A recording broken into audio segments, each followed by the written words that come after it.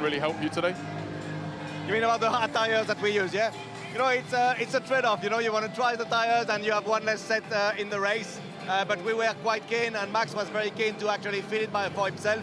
So we have those data. We try to use them well. Well, hey, look, thank you so much for your loss was our gain with Callum being able to join the broadcast. So thanks so much for coming on, and best of luck today. It's going to be interesting. I mean, do you think that we can get Red Bulls to use that information from the hard tire to their advantage today? I'm going to be honest, I think if they have to choose to use it, it will be a last result. I don't think that they're going to choose to use the hard tyre today. I think especially being the only car with two new sets of the medium, I think Max will probably opt for that, and the hard's there in case they absolutely have to. Well, Max has a little bit of knowledge that nobody else does with that hard, and Mike Seymour caught up with him a little bit earlier. Max, you looked a bit happier in the car yesterday. Tell me what you're thinking ahead of this one today. It's going to be tough, I think, for everyone. Tires are degrading a lot. It's really hot out there. Track is hot, so we'll be finding a nice balance. Plus, the car needs to be nice on its tires. And what about the run down to turn one? Yeah, well, I think everyone knows I haven't had great starts, so let's see. Thank you. So here on the side of the grid, and Callum, I'm seeing GP, Max Verstappen, Laurent Mecchi sort of having their huddle in front of the car.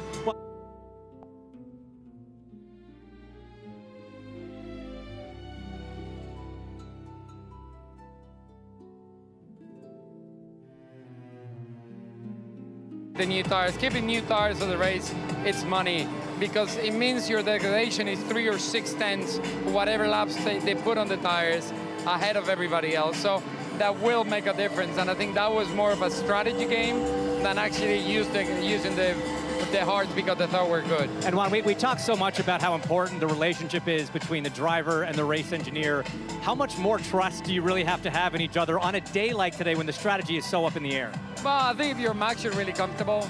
You know they're the best at strategies, and you know if you're missing pace, they're gonna go for something completely, like left field completely, and it might work, it might not, but for sure they will try something, because personally speaking, I think they're gonna miss a little bit of pace against the Mercedes and the Ferraris, and even maybe the McLaren. I think with the McLaren it's gonna be close, but I think if they get a good result today, they're gonna have to try something different. Yeah, maybe a little bit of pace off from the leaders. Pace that maybe some were expecting was the Racing Bulls. Liam Lawson starting up in the top 10, and Mike caught up with him a moments ago. Great quali yesterday. What's your thinking ahead of this one? A very hot one out there. Yeah, it's very warm. It's going to be very hard on tyres. So for us, we just have to try and do the best race that we can. I missed a long run, unfortunately, on Friday, but it looked tough for everybody, so I'm sure it's going to be a hard race. Long run down to turn one. Sense a bit of an opportunity there? Yeah, starts are important. We've been working on them, so I'll try and obviously deliver the best I can, but yeah, one of the longest runs, so it's going to be important. Thanks, Liam. Good luck. And there we have it, back at the front of the grid. It's really now time to get down to it. Juan, we're talking so much about strategy as a driver. I think I know the answer, but if we're talking the difference between 2 and a 3, and you're having to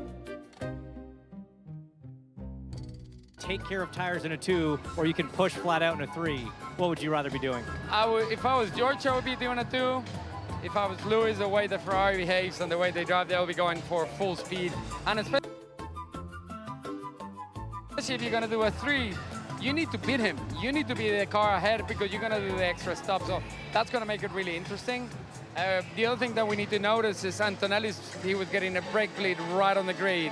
So that was pretty interesting. Yeah, Callum, you mentioned that. What were you seeing there? What were the mechanics working on? Yeah, I mean, it was all very calm in George's grid box, but the mechanics in Kimi's box were furiously bleeding the front brakes under the supervision of Joe Bauer. They are, of course, allowed to do that. Now, I don't know if that's something that Kimi's said to them on the radio throughout his outlap to the grid, or if it's something that they've spotted in the data, but they seem to have it all buttoned up and they look like they're ready to go now.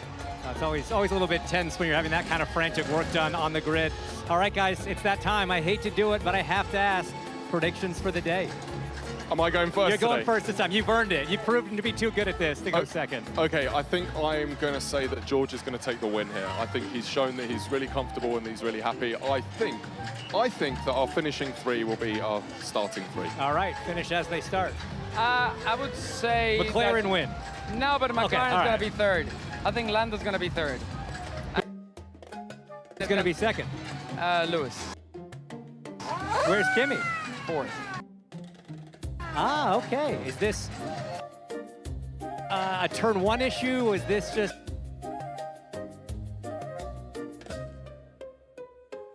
over the race, not taking care of the tires? I think he hasn't driven enough on the high deck tracks, and I think the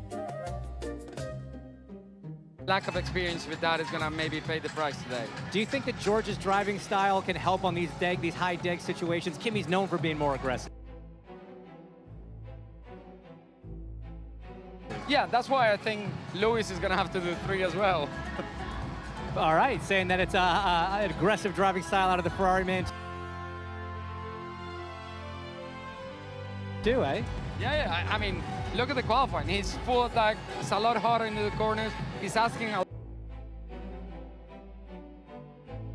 lot more out of the tires, and the timing is a little bit more important. So George is just very precise, and he's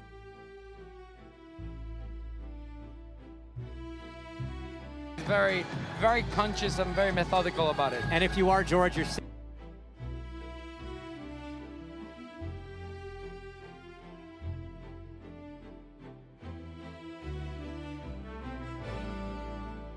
sitting here looking at turn one, you know how long of a run it is. What are you thinking in the car, real quick? Oh.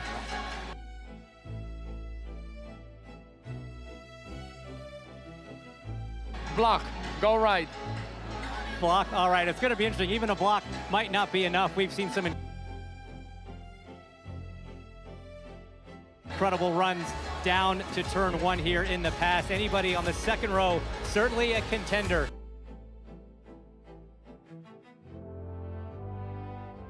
To lead out of turn one, and leading out of turn one allows you to control the race and take care of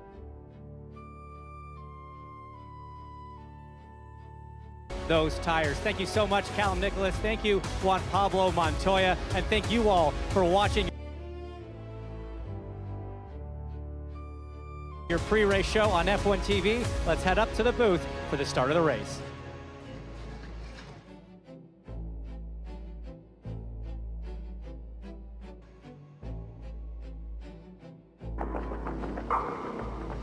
The Grand Prix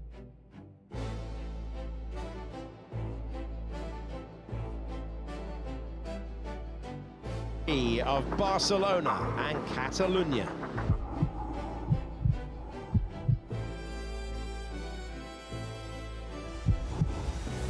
Fast.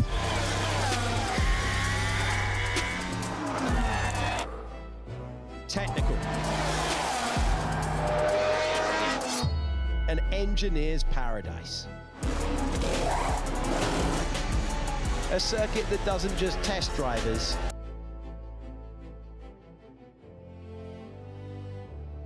it exposes machines. This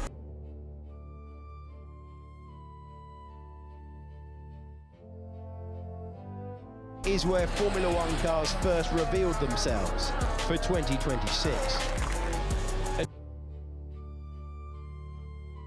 true breeding ground for innovation. Every sector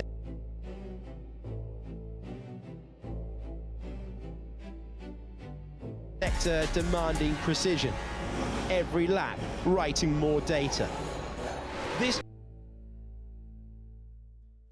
track has shaped championship stories by the smallest of margins.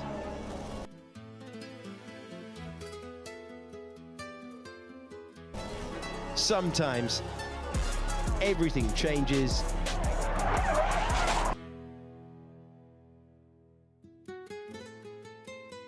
in a single lap.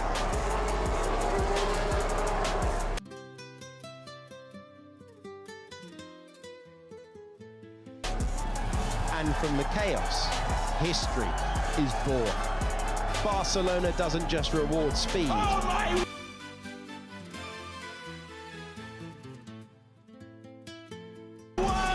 the outside, George Russell. That is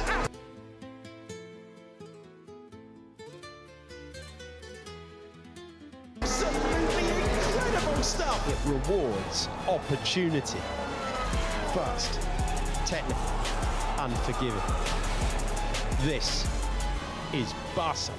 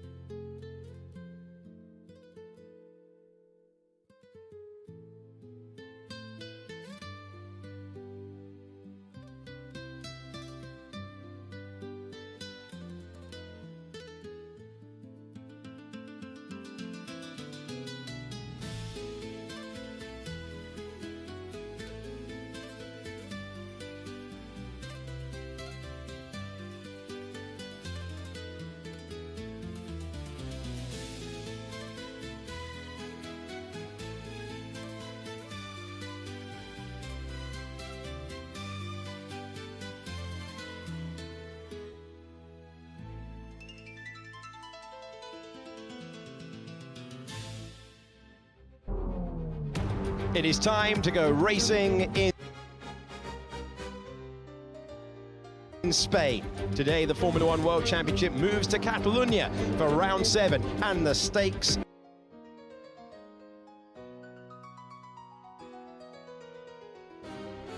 are high. Today, pole sitter George Russell tries to win his first Grand Prix since the season opener. Second place Lewis Hamilton attempts to emulate Michael Schumacher and win his first Grand Prix for Ferrari at this venue that runs to 14 turns, 2.8 miles. It is 4.6 kilometers in length. 66 laps for us ahead today. There's plenty of elevation, there's plenty of long corners. Absolutely destroying the tyres. There are the 14 corners. You do have multiple active aero zones as well around this racetrack. Step softer with the compounds. Means they're less durable for the C4, the C3 and the C2. It means we're heading to a minimum of a 2-stop Grand Prix. Which is pretty unusual this year. Plenty of variation. Could even be a 3-stop. Either way, lots of action coming your way. Third place, Kimi Antonelli, trying to become just the 8th driver to win 6 Grand Prix in a row in championship history. It's an amazing top 3, but let's go from the back to the front and show you the full grid. Fernando Alonso will be starting from the pit lane, finally out-qualified by Lance Stroll for the first time in 42 races.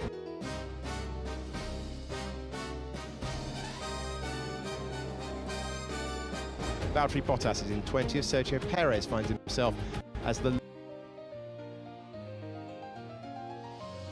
and Catalonia.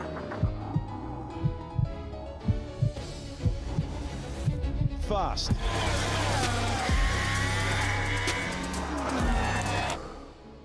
Technical.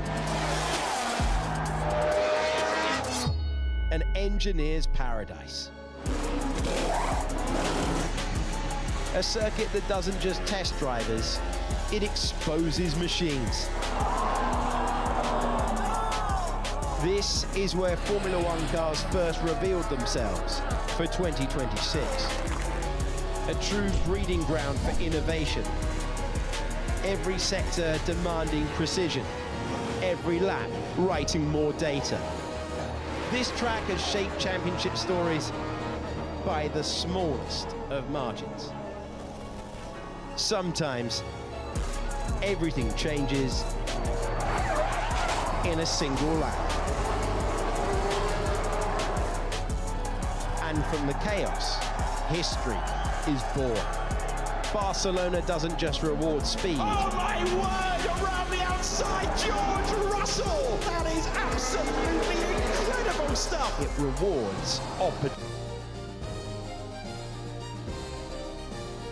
opportunity. Fast, technical, unforgiving. This is Barcelona.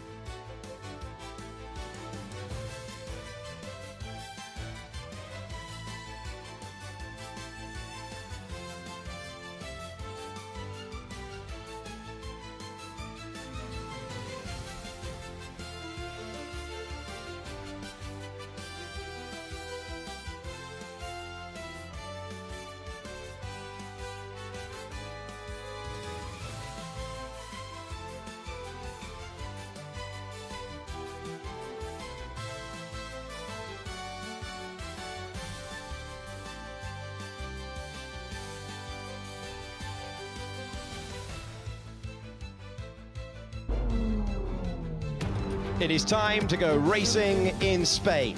Today, the Formula One World Championship moves to Catalonia for round 7, and the stakes are high. Today, pole sitter George Russell tries to win his first Grand Prix since the season opener. Second place, Lewis Hamilton attempts to emulate Michael Schumacher and win his first Grand Prix for Ferrari.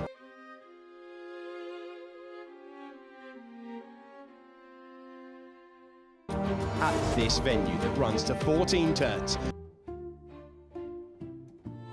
2.8 miles, it is 4.6 kilometers in length. 66 laps for us ahead today. There's plenty of elevation.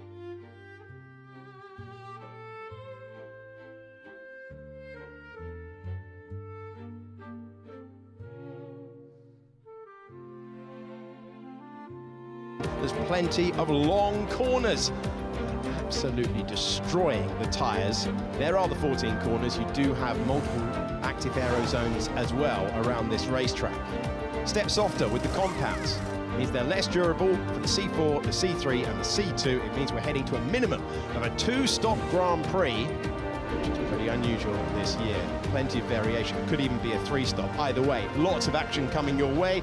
Third place, Kimi Antonelli, trying to become just the 8th driver to win 6 Grand Prix in a row in championship history. It's an amazing top 3, but let's go from the back to the front and show you the full grid.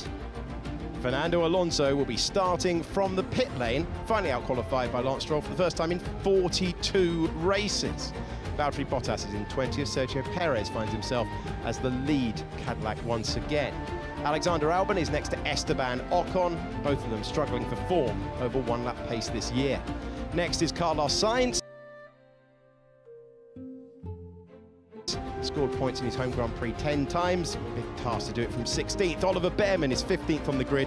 Alpine have been really struggling. Both drivers saying the car is just totally disconnected. What a contrast from when they were on the podium in Monaco a week ago. Next up, Bortoletto. Next, Arvid Lindblad missed out on Q3 by 0.07 of a second. Charles Leclerc found the wall at turn 4. Nico Hülkenberg's first Q3 of the year puts him in 9th. Liam Lawson equals his best qualifying position of the year with 8th, and then it is Oscar Piastri, winner of the Grand Prix here last year in 7th. Isaac Hadjar is next to teammate Max Verstappen, who has a history of success around this racetrack, 4 times a winner. Lando Norris thought that 3rd was in reach, but he is P4. Championship leader is P3. Lewis Hamilton was less than 1/10 of a second away from returning to Grand Prix pole, but George Russell got it. And the driver 3rd in the standings has his 2 closest rivals for the title behind him on the grid. This is going to be a race that is more complex than we have seen in temperatures that are warmer than any Grand Prix this year. Track temperature is 51 degrees. The air temperature is 30 degrees, and we're looking forward to it in the commentary box. I'm Alex Jakes. Alongside me, as ever, I'm delighted to welcome to the broadcast David Coulthard and Jolyon Palmer. DC, we're about to see plenty of pit stops and tyres degrading. Yeah, doesn't it feel good, though? Doesn't it feel that we've got that, jeopardy, that uncertainty, that, yes, it was a great qualifying. Well done, those who put the car on the edge and found the lap time, but that doesn't matter now. Getting those tyres to go the distance, making the right strategic decisions, and of course making the right call as you run down to turn 1 just means there's a lot going on. It's old school racing on what I think is a track that stood the test of time. It feels like it's all to play for today. Qualifying, so often the killer blow. It has been many times in the past in Barcelona, but this year just feels a little bit different. We've seen some really entertaining action, loads of overtakes so far this year in this new reg era, but we've not yet seen one that's been brought out by strategy like this one promises to be.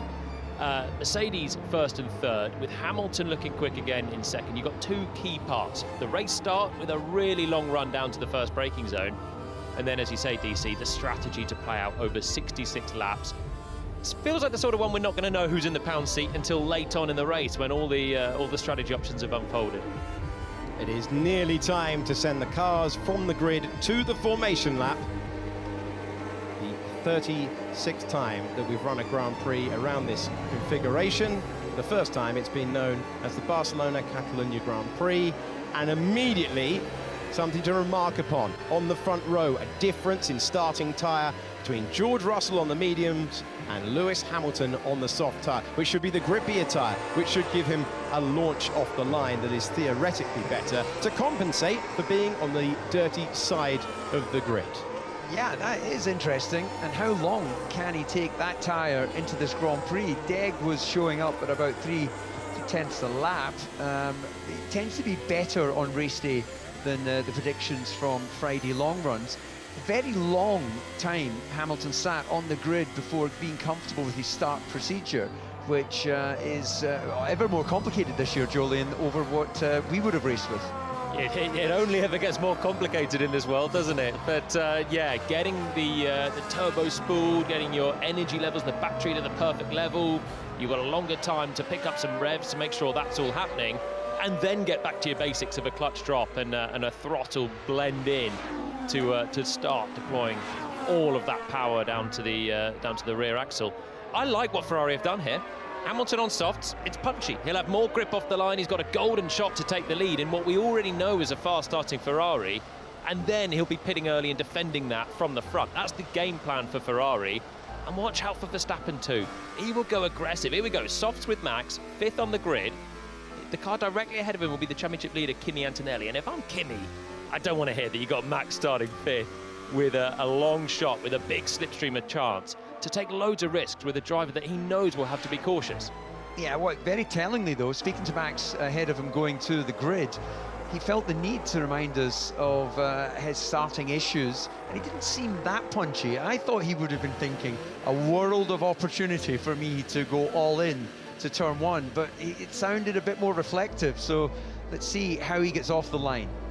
George Russell lining up in pole position. His old teammate 8 metres further back, 16 metres back, his current teammate. Antonelli is the championship leader over Lewis Hamilton, who is in second place in the World Championship for the first time since 2021. Hamilton will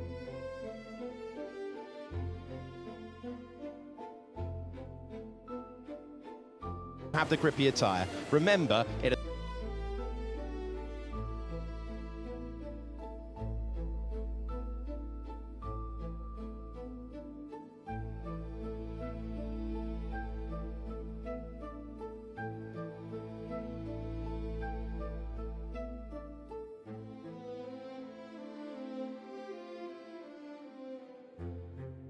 has been a shorter run to the first.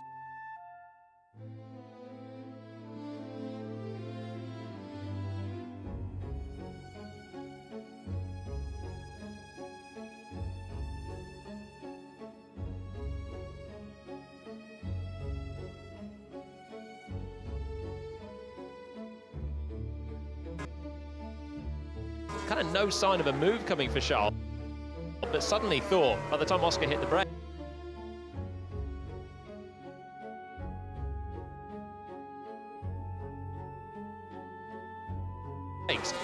Do I, don't I? And in that moment of hesitation,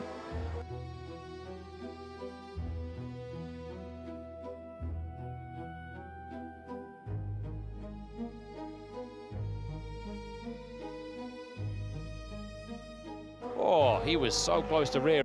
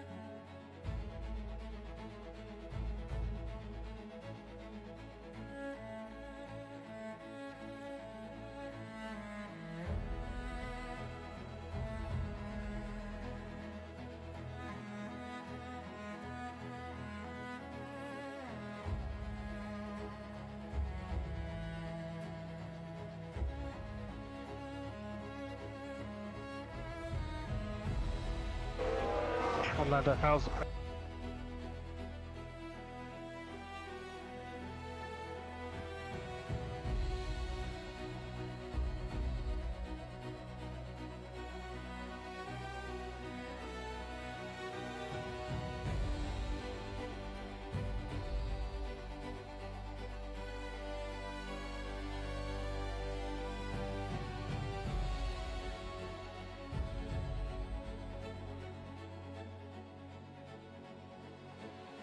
He's in clear air out front in a Mercedes.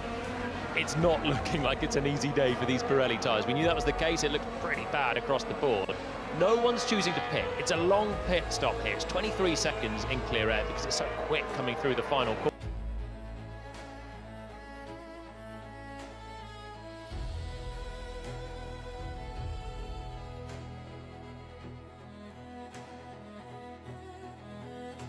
Corners, you're going at such a high speed, whereas when you pit, you're obviously trundling.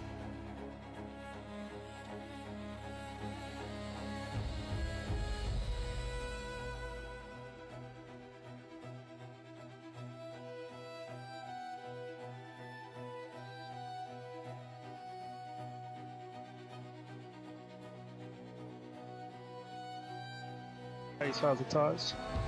Just, yeah, sliding everywhere. So, in 9 laps, George Russell has lost nearly 2 seconds. He's in clear air out front in a Mercedes. It's not looking like it's an easy day for these Pirelli tyres. We knew that was the case. It looked pretty bad across the board. No.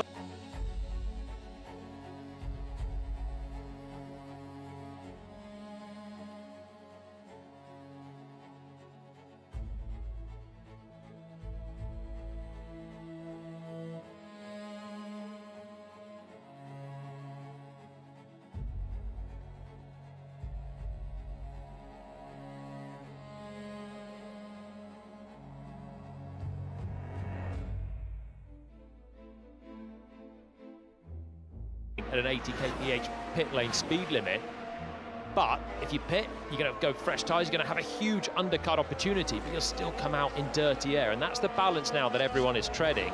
The first one's surely got to be Antonelli with a view on Hamilton. Do you go for an ambitious undercut, or do you sit there, preserve the tyres, and maybe think of a 2-stop instead of a 3-stop and play the long game? Yeah, I guess the gaps that you'll fall into is going to be as much as a decider on that as well. And there is obviously good opportunity to overtake, especially if you've got a fresh set of tyres on. But the certain corners, if you came out behind the traffic, you could end up losing part of that advantage. It's a sellout today at this circuit. First use for Formula One in 1991. And Nigel Mansell was the winner that year. He was the winner the year after as well. Alex Albon is running a Nigel Mansell tribute crash helmet because he has overtaken Mansell's record. Mansell had 95 starts for Williams. Now Alex Albon, after getting off the line today, has 96. That's the nice part of the sentence. The tricky bit is he's been noted for a starting procedure infringement. Takes us back to last week. Still no word on Hulkenberg and Lindblad. You looked alarmed when I said last week. Please don't, please don't. We're not getting into penalties already, are we? Max Verstappen on the soft tyres, having the Ferrari of Charles Leclerc for company. Charles Leclerc saying yesterday after his error he was ashamed of his mistake in qualifying. It has been fast but fragile for Leclerc in recent races, where he's found the wall in the Monaco Grand Prix and again in Grand Prix qualifying at the exit of this corner. I think that's his only Achilles heel. He's got speed, he's got the ability to deliver over a Grand Prix, but he does still have apparently the tendency to bin the car occasionally with a little bit of overdriving, and 3 shunts in the last 2 events, having signed a multi-year extension to his contract. Maybe he's a bit distracted with what he's going to do with all that money. And Charles Leclerc committing his long-term future to Ferrari. You've got this perverse fact that he has just signed a huge deal. Yeah, it's looking like a lot for the tires. Even pulling on the straight, it's not impressive. Copy.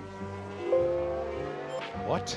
That is not ideal for the 4-time champion. 4-time winner around this racetrack, currently holding on to 5th. Lewis Hamilton's in the pits. So he's gone early. Goodbye to the soft tyres. And Hamilton will take on a new set of Pirellis to change this race. How does everyone react? Hard tyres on the car. Yeah, indeed, the hard, more durable. Let's see when he comes out on track. It should be in front of that battle with Lawson and Hadger, or will it with momentum? Yeah, it should be fine as he gets the car up to speed on the run down to turn 1. Yeah, nicely done by Ferrari. Lawson pitted as well in the back of shot, so that is Hamilton into some nice clear air. Here's the Racing Bull stop. Oh, it's not good at all for a man in the points. Oh, he had such a good qualifying yesterday, and he's trying to add to what has been multiple point score, 6.3. It's only 6 seconds, but they're chasing 2, and that's going to leave him vulnerable. Well, as through goes Hulkenberg and Hadger. So Lewis in. He's already up front 3. big moment. Russell absolutely is correct. Surely that's a 3-stopper for Hamilton and Ferrari. Do Mercedes cover him off? Do they go for 3? Or do they say, no, we're going to stick to our guns. It's a 2-stopper. Let's let Ferrari do their thing. He's probably got a lap to sort of get information on just how quick Hamilton can go on those hard tyres. How much is he going to push as he locks it up down to the line? Here comes our race leader. Coming in, hitting his marks and taking on those hard tyres, reacting to what Ferrari did with Lewis Hamilton. In comes Max Verstappen as well to get rid of those soft tyres. Yeah, even with a 3.5-second lead, Mercedes is taking no chances there because the undercut.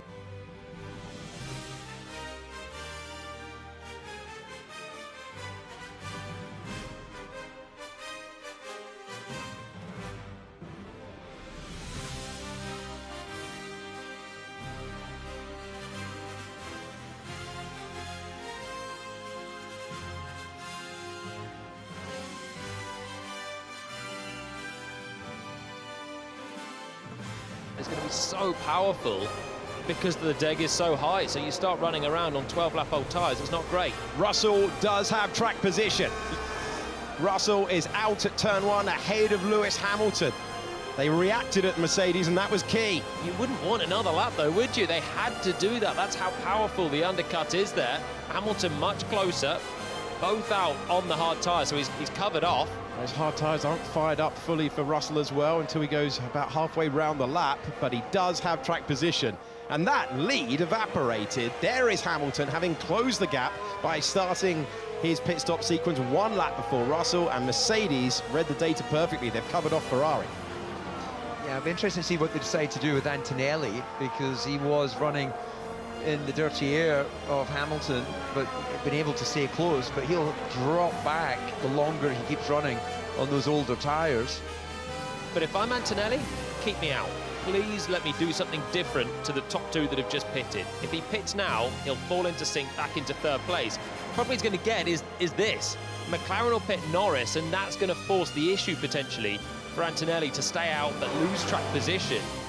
Let's see if McLaren can have a good stop here. Norris and McLaren getting what they need, 2.2 seconds, exemplary. So now that gets a braver call for Mercedes to leave Antonelli. Through goes your de facto race leaders still. Russell with Hamilton so close now on the hard tyre, a straight fight. And Antonelli will surely be jumped at this stage if Norris can do a really fast outlap here in the McLaren. So we will see if he bolts in to try and cover off the McLaren, or if he just takes matters into his own hands and goes long and long and long and on different strategy. Hulkenberg is into the pit. Lindblad jumping over turn 1. Hulkenberg jumping over turn 1, cleared by race control. And something for the Spanish fans at turn 1 earlier on when we were going through the pit stop sequence. Fernando Alonso putting an overtake on Valtteri Bottas to give the crowd something to cheer for. A long way away from the points, but still so many getting a glimpse of a hero that has been here so often. It's his 23rd Grand Prix at this track. I was managing him at first step. You could have given me the heads up, but you've exposed me to shimmy now. I don't think it's going to be long for everyone. I need an update on the plan then. We moving to a 3, do you think? Oh, still on plan there, George. Nothing to worry about yet. He's trying to read the race from the cockpit, of course, knowing that Antonelli had stayed out, but he's now decided to pit. Antonelli had an advantage of 24 seconds. It needed to be a 2.6 second stop, and it was, because Norris would have had the advantage of the fresher rubber, and Antonelli had to react to what the McLaren driver did by pitting. Piastri is also in as well, and he rejoined. So Antonelli, there you go, crucially ahead of Lando Norris, and they had to react, otherwise the world champion would have jumped.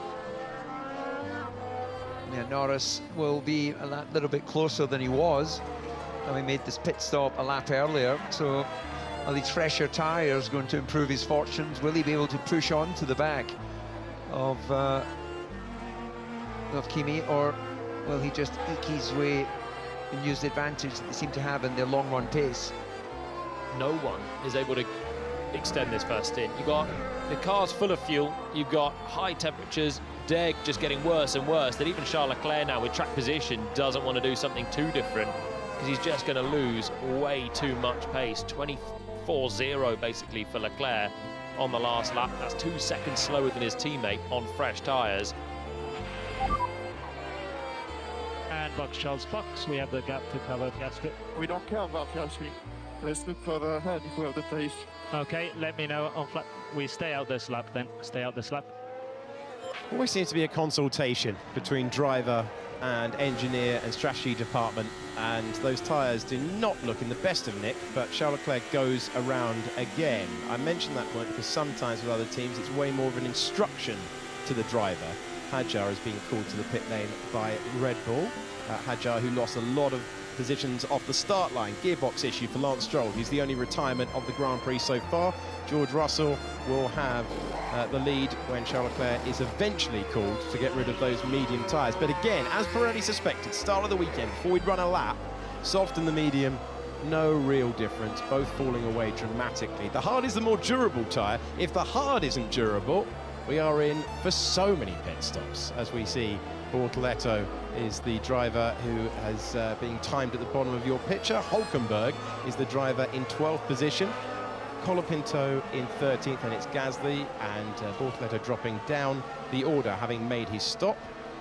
Valtteri Bottas will become our second retirement in the Grand Prix, an issue for Cadillac. They had a brake failure with Bottas earlier in the weekend. Finally, Charles Leclerc is called in, so they extended by a lap, and now they've given the instruction.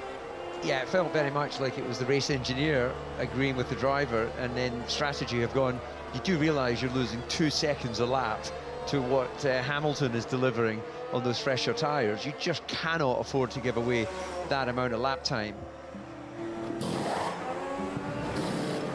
Charles Leclerc making his stop, and he will trundle to the back of the main competing pack. Well, let's see where he comes out in relation to Piastri then, that he cleared with that move earlier on. There's Oscar in the background. I think he's still going to cover him off there. That was enough pace on really old tyres there for Leclerc, and he does. So that's worked out really well for Ferrari. And pitting Hamilton when he did as well has worked out fairly well at this stage. Lewis obviously still close behind George Russell, now first and second, but with a nice buffer to Kimi Antonelli. 6 seconds between Hamilton and Antonelli by virtue of pitting 3 laps earlier. But now the advantage with Antonelli having the fresher tyres. Oscar Piastri, winner of the Grand Prix here last year, in 7th place. Further back, more action. Hadjar has just cleared Liam Lawson. He improves to 10th place, trying to recover the positions that he lost at the start. We heard the instruction that Valtteri Bottas was going to retire, and that is the 3rd time this season the Finnish driver has failed to see the checkered flag as Cadillac get up and running in Formula One. And this is their 7th Grand Prix today. Bortoletto has just passed Alex Albon. Albon's start procedure infringement was timed before the start, so it will be whether he's parked up long or wide in his grid slot. George Russell's lead is 1.9 seconds. This is Isaac Hadjar making the pass. Slam dunk stuff down into turn number 1. It returns him to the points. Big wide rear wing on the Red Bull. The upgrade they bought for Miami, and the rotisserie rear wing really does clear some air to go through and reduce the drag. And so it's nice that he got out of position at the start, because he's giving us a display of overtaking. Not there. No one overtakes at turn 13, but we're seeing some moves that Isaac Hadjar would not have wanted to make at the start, but he's reclaiming those positions in unusual parts of the racetrack. Slicing through Behrman like he's a back marker there. Yeah, Behrman yet to pit, so those tyres absolutely shot at this stage. Lindblad, the other of the potential point scorers, running in the points right now, who's still to pit. 3 seconds away from those around him, though. So that's the risk of just staying out, is you are just hideously slow. You drive around, you wait for the car to turn, you can't get on the gas on the exit. Feels miserable, but you're cutting out a pit stop. So you save yourself 23 seconds if you can go long and make it a 2-stop instead of a 3. Sort of a big, steady defensive drive, effectively. Or you go attacking, you have a car that feels really nice underneath you, you have grip, you feel like you can make everyone else look really stupid by overtaking in the corners that you'd least expect an overtake, like this one. But you spend an extra 23 seconds coming through the pits, and that's it, that's the price. I always find it's all relative, isn't it? Having a miserable time in a Formula One car with balance and tyre grip versus, you know, being at a wet kart track in Northampton or somewhere like that. It's all relative, but it's the nature, it's the selfish, hungry nature of the racer that you always want more. What did you say yesterday, DC? It's Formula One, not Formula Fun. Liam Lawson's just got past Oliver Bearman, as has Hulkenberg, Colapinto and Gasly, because Bearman's long stint on the medium tyre is over. He's come into the pits. Yeah, what, you're going to go to sunny Spain and drive a Formula One car and not enjoy yourself? Yeah. How dare you? Never happy though, are you racers? I say, saying that, Jolien. I thought you had directed that to one of us, DC. Yeah, well, both of you. Yeah, you're a perfectionist, and Jolien, I'm not convinced, isn't going to slip into his Nomex once again. He's young enough. It's that 19 and 66. George Russell leads by 1.9 seconds, but Lewis Hamilton is chasing another podium finish. He's got back-to-back second places. He's trying to win his first Grand Prix for Ferrari today.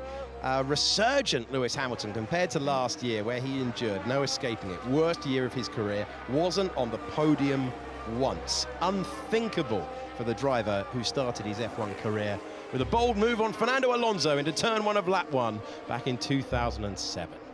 He's been quite punchy, actually, in the media as well, Lewis. I think it was former Grand Prix driver Ralf Schumacher had made some comments on his performance, and Lewis unusually rose to it and said, well, he's making comments never having a world championship, and I've won 7.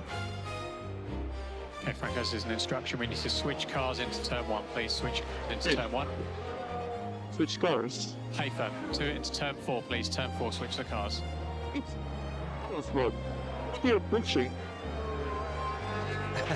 They had a bit of a Barney about that in Austin last year, didn't they? That was not for points, and they, given the reliabilities, that looked like Kimi Antonelli going slightly deep into turn 10. Given the reliability this year, that could be points, even for Alpine, who are having, in their opinion, their toughest weekend of the year. They're really struggling with the long duration of the corners here, in comparison to the low-speed stuff in Montreal and Monaco, where they were on the podium, thanks to their right of appeal being reinstated. Third place for Pierre Gasly restored. That was the opening news of this Grand Prix weekend. Well, nip and tuck for these guys at the front, Russell and Hamilton, but Antonelli is pushing those tyres harder, taking half a second lap out of Hamilton, so he's down to about 4.5 seconds now. You can see him just coming into our camera shot. So we're going to see Hamilton being the meat in the sandwich very soon. Hamilton's keeping Russell very much in check out front still, within 2 seconds, just about 2 seconds back, as our overtaking maestro is going to have another run. There we go, back to the Isaac Hadjar highlight reel, and it's good enough for 8th place. So he has managed to restore the Red Bull to the minimum that he would have wanted after a really tricky opening lap where he just did not have the drive from the start line. Red Bull again struggling to get from their grid box into racing speed in this season. It's been a feature of the campaign. Still struggling once again, but he is at least now 8th position for the driver who finished 4th in Monaco. Happy with switching. Okay, firm Kimi. Good lap times. Yeah, just confirmation there of that half a second. He's going faster each lap than Russell, or Grand Prix leader. Lindblad still yet to stop, so clearly targeting the 2-stop. Another half a second for Antonelli out of Hamilton ahead. So you caught it coming through turn 10, leaning on it deep into the corner, then using the fresher tyres to get on the throttle as well, with some sort of small sliding, even if they're all having to think slightly of the tyres with every one of these long duration corners. But Antonelli, because he pitted later, so he pitted 3 laps later than Hamilton, he pitted 2 laps later than Russell, you either conserve your tyres and go later again, or you just think, okay, I've got that advantage, I've got more grip, so I'm just going to use it in this stint. And he is quickly shuffling himself back towards the tail of the Ferrari. Antonelli, after qualifying, said that he had been pushing too much, especially in the final sector, that he believed his long run in FP2 gave him confidence that he could still fight for victory today. That was his thoughts after qualifying. He's got great pace at this stage. He's 5.8 seconds away from his teammate George Russell, who you're on board with on the left-hand side of your screen. Russell through the final corner. That is one of those ones that just saps energy out of the tyres. So much speed, but then you need a decent exit. You need a decent minimum speed through there as well to not lose a huge amount of time. Where Lewis Hamilton ran out of energy and just went in a little bit hot in the final corner yesterday in qualifying. Maybe cost himself a shot at pole. Rightfully delighted, though, with a place in the front row. I found it really interesting listening to Lewis in Parc Fermé. I've never heard a driver go blow by blow through their weekend in the detail that he did. Especially between practice and qualifying. Needed a reset, got it. It was fascinating. The mindset of, you know, what he was going through, difficult weekend, get away from the track, clear your head, come back, find form. But then just he's so invested in this, giving all of the details. Sometimes drivers are there and they're not quite in their happy place. They're not giving huge elaborate answers. But Lewis is clearly loving his racing again, and it's showing. Yeah, his performance is absolutely there. Just saw there that Carlos Sainz is going to be investigated after the race for a start procedure infringement as well. So I wonder if that's just a coincidence that it's both Williams cars. Can't imagine they both were well out of position. Both experienced drivers. You've got a nice big yellow line on the racetrack to know where to line your front wheel up with. Surely it's something else than just grid slot positioning. Otherwise, our fantastic team of replay operators would have found that, and we'd have seen both Williams cars doing something. But the fact that it is both Williams cars, it says that it might be something else. And the fact it's investigated after the race, and we're on lap 24, says it might be something complex. But hey, it's always a shame to have an investigation that's gonna last the duration of the Grand Prix. Just looking at the time codes that they've referred to, Albon's is for the formation lap, Sainz is for the Grand Prix start. So not exactly the same thing. Anyway, you can find out what happens to that one, like the Monaco Grand Prix, after the race. Yeah, in the green flag lap starts, it's traditional that mechanics push the car back. So let's say the sensor that predicts or tells us whether they've had a jump start or not probably doesn't pick up, and then it becomes active that they're in their proper box position for the start of the Grand Prix. You're never going to jump the formation lap start, are you? You're going to find yourself carving through a stationary field. That'd be very unusual if you did.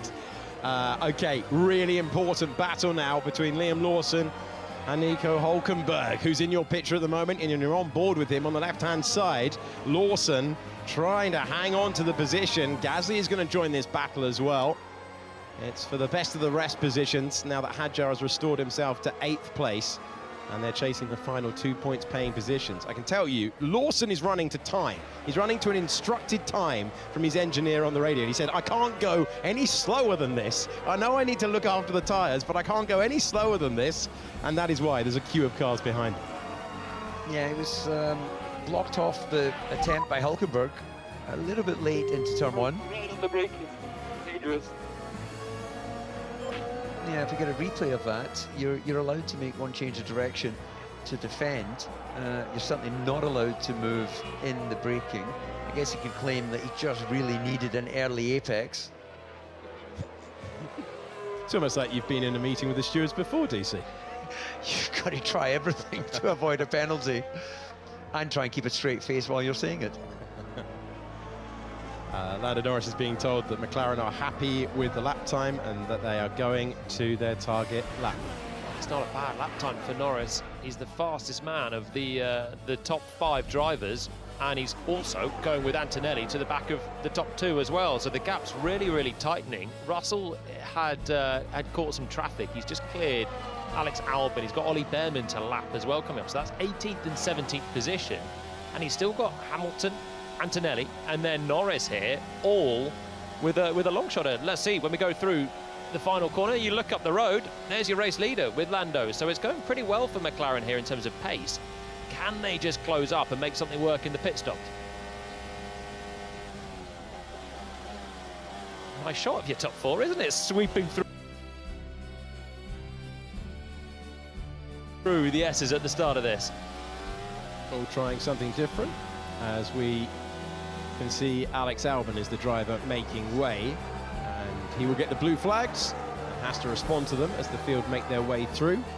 Russell trying to win his first Grand Prix of the season since the season opener. Lewis Hamilton trying to emulate Michael Schumacher and win his first Grand Prix for Ferrari at this venue. Antonelli trying to make it 6 in a row. Norris trying to win his first Grand Prix as world champion. That's the state for the top 4. This is what Hülkenberg was complaining in the battle for 9th. It's fine for me, that. It's fine. It's frowned upon, as you say, DC, but I think there's enough margin and he's not super aggressive with it.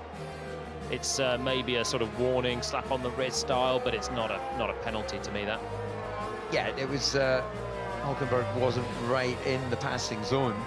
It was more a case of sort of showing his nose. But yeah, I agree, there won't be any action taken on one. If you were systematically doing that repeatedly, then you would definitely catch the attention of the stewards. Arvid Lindblad getting past Esteban Ocon, left-hand side of your screen. He's up to 15th place. And next up the road, Gabriel Bortoleto. Underbalanced for George Russell, so he's got understeer. Effectively, he wants more front wing. That is code to the, or not a very great code, to his race engineer Marcus Dudley to say, when we come in for the next stop, make sure you crank on some more front wing angle, because you start driving around with understeer, you're going slow. You want to, obviously, the most neutral balance you can get, especially for these long, reasonably fast corners, fast medium speed. The more you have to sit there on the apex and rotate the car, the longer you wait to get on the throttle, the slower you have to go through the apex. And then the more you can hurt that left front tyre as well, which can be a limitation around here. So Russell giving the feedback, but at the moment, the pace looks okay for him, and he's just starting to eke away from Hamilton. And Antonelli's getting ever closer to that 1 second window. George Russell trying to re-establish himself in the championship fight today, having failed to score in any of the last 2 Grand Prix. Yeah, Hamilton cleared Behrman there at a nice spot, so Ollie Behrman's just sitting in front between the 2 drivers vying for second place at the moment, and still through turn 12. Will Behrman sit ahead of Antonelli for the final couple of turns as well? He's going to. Oh, no, he's going to pit in. No, he's not. He's just going to jump out of the way very, very kindly for Kimi Antonelli. Lewis Hamilton has been called to the pit lane. He was losing time to George Russell, and the man who came first from those contending for victory to the pits last time around does so again. Say goodbye to those 1 stops and say hello to multiple stops for Lewis Hamilton. 2.6 seconds and fresh tyres once again. So once again, do Mercedes cover this off? Because you're not going to make the end of the race on this. That is a 3-stopper locked in for Hamilton, especially with the fact that he's bolted on some mediums. Do Mercedes take the bait, or do they stay out thinking that they're doing the right thing? Surely they've got to take the bait here with Russell, and then that'll throw the question for Antonelli's side of the garage. Yeah, I would definitely cover it off. They've got to believe in their pit stops. They had, what was it, just under 3 seconds. Hamilton's going to be nailing this like a qualifying lap. Should still be enough with a tidy pit stop from Mercedes, but it will be close enough. It'll keep the team on their toes down there in the pit lane. Not much margin. It's always a high-pressured moment for the crew that practice so many times to get things right, and they practice for moments like this. You've got a 7-time world champion, a 6-time winner of the Spanish Grand Prix, finding himself on the attack at this point. Will Mercedes respond? He is lighting this up, by the way. It's 1.6 seconds quicker than Russell through the middle sector on this in-lap. This is a big, big outlap from Hamilton. Look at him sliding into 12. And no response from Russell. Russell goes around again. So Hamilton now is going to have to clear these 2 very, very quickly. One's a back marker that will jump out of the way. The other one is Oscar Piastri for race position. If he clears him here into turn 1, this could be Lewis Hamilton in the net lead of the race in a lap time. He's right on the brink, and Hamilton can't get there. He will clear Sergio Perez, and Hamilton's electric outlap is interrupted by Piastri. So update, Lewis will be on a 3. We are still racing at Norris, so we need to keep these lap times going. Around the outside, like he wasn't even there. Old tyres versus new. Hamilton finds himself into 6th position, and the timing page says he's 22 seconds back now. Net lead of the race, Lewis Hamilton. So if Mercedes want to pit Russell right now, they will come out behind the leading Ferrari here. It's a big call. They stayed out. Maybe they thought it was too close with the way that Hamilton was pushing on that outlap. Ferrari have seized an initiative. Is it the right one? We will have to wait and see what Russell can do, but his pace right now is not amazing. And look, Antonelli is now 2.2 seconds. Here we go, the two Mercedes now separated by not very much. It's going to give me black and white flag for track limits, so no more of those, please, otherwise it's a 5-second penalty. He has been warned. Well, I think what Mercedes have obviously looked at is how Antonelli was coming onto the back of Lewis Hamilton. So although they know they're going to lose track position, they're banking on fresher tyres, better pace, and an ability to catch and pass the Ferrari. Hamilton is 2.5 seconds quicker than Russell on that lap. So this is a 2-stop via 3-stop, surely, at this stage. And Hamilton now has just got to go pedal to the metal every lap from here on in and make the difference on what should be fresher tyres, and Mercedes staying out. And they are a bit between a rock and a hard place because Norris is doing a good job in the McLaren as well. So if you try and cover off Hamilton, you might open the door for Norris to do something different, or split the cars and Antonelli wins and Russell's left furious. We have seen it before. We were discussing the big races. Oh, that's right on the limit for Kimi Antonelli through turn 10. Remember, if he goes all four wheels beyond on the white line at any point, at any corner on the racetrack for the remainder of the race, it's a 5-second penalty. Look how close the Mercedes are, though, 1.1 seconds as they come through the final turn, and loads more traffic for Russell to have to deal with. Antonelli senses, right, he's taking risk at turn 10 there. That was on the line. He cannot afford to get the penalty, but he is closing in with fresher tyres, remember, 2 laps fresher than Russell. This is his chance to win this Grand Prix. Yeah, it's nothing for him to lose in as much that, yes, he's pushing the tyres harder, but if it doesn't work, he'll default back into third place, which is where he was. This is great attacking driving from Kimi, and, well, providing he can keep his track limits in check, this is putting pressure on George. Huge pressure. And what do Mercedes do? Pit Russell? Then you're in it, you're handing it to Hamilton as well, so they have to stay out with Russell. They have to kind of let them fight it at this stage.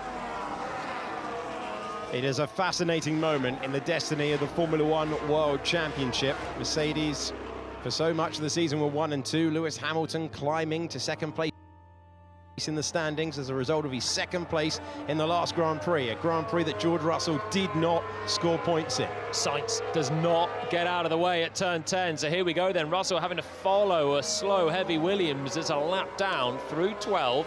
Where will Sainz jump out of the way? Because this is dirty air territory, and Russell is struggling out of 12. I'm going Antonelli for the pass into 1. Here we go then. The two rivals for the title, not separated by much, 0.6 of a second. As we roar up to 200 miles per hour, George Russell will check the right-hand mirror and see Antonelli is right there. All the while, Hamilton has got the gap down to 15 seconds already. He's absolutely flying. This race has just been blown wide open. Hamilton's going to get a pass on Leclerc, who'll jump out of the way. Here we go.